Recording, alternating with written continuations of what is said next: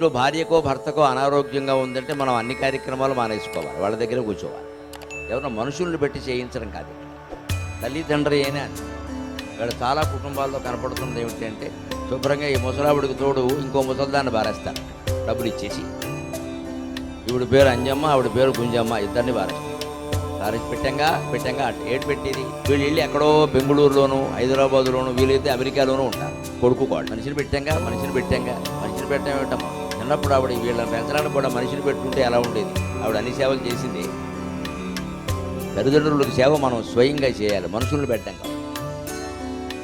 డబ్బు ఏమి ఇవ్వక్కర్లేదు, దానికి ఏం ఖర్చు ఏమవుతుంది, మనమే చేస్తాంగా.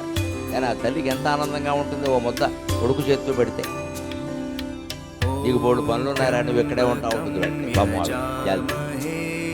కోడలు పడితే ఇంకా ఆనందిస్తుంది. మా కోడలు కదమ్మా కూతురు.